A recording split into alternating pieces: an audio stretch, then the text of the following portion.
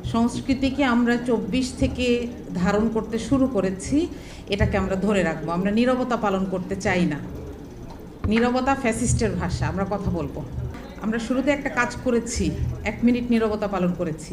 আমার কাছে এই রিচুয়ালটাকে একটা প্রয়োজনহীন কাজ মনে হয়, কারণ আমরা দীর্ঘ সময় চুপই থেকেছি এবং সেই সময় যারা কথা বলেছেন আমি খুবই সম্মানিত বোধ করছি। তার সাথে একই স্টেজে বসতে পেরে ডক্টর মাহমুদুর রহমানের কথা বলছি।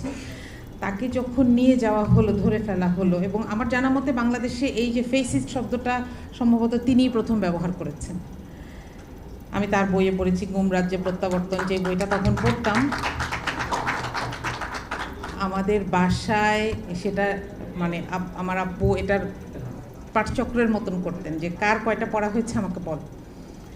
এবং ওই সময় থেকেই কিন্তু আমরা একটা স্বপ্ন দেখছিলাম।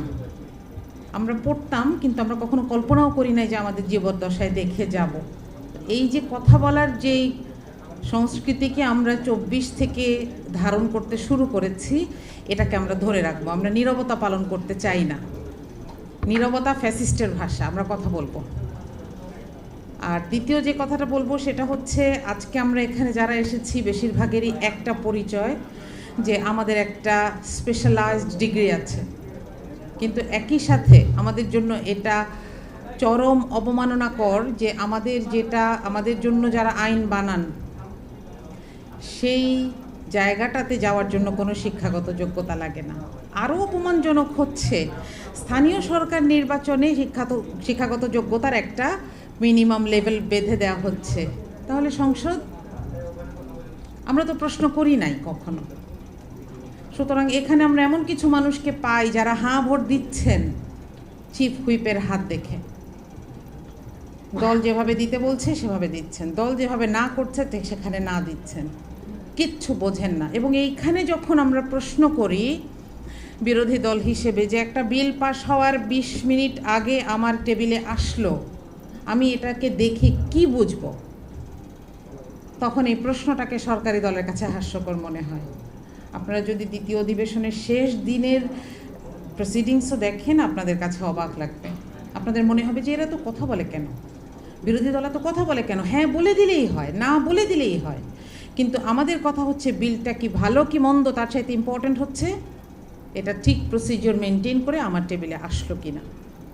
আমি যদি একজন আইনজ্ঞ হই, তাহলে আমার জন্য ২০ মিনিটে ওই ডকুমেন্টটাকে পড়ার, অ্যাসেস করার কোনো সক্ষমতা এটা আসলে এই সময়টা অ্যালাউ করে না।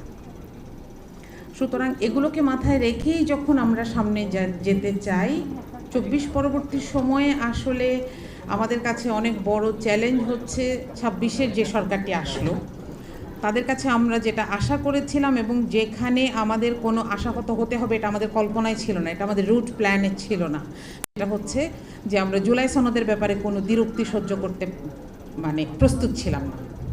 কিন্তু আমরা দেখলাম প্রথম দিন থেকেই জুলাই সনদের সাথে এমন একটি বিমাতাসুলভ আচরণ করা হচ্ছে, যেটা আসলে ঐক্যমত্য কমিশনের এই যে লম্বা সময় ধরে কাজ করা হলো, মতামত দেয়া হলো, এরপর সবাই মিলে একটা কনসেনসাসে চলে আসা হলো, এবং সর্বোপরি মানুষের মতামতের মাধ্যমে, গণভোটের মাধ্যমে যেই রায় সরকার মানতে বাধ্য ছিল, তার প্রতি সরকার আজকে দিনটা পর্যন্ত পৃষ্ঠপ্রদর্শন করে যাচ্ছে।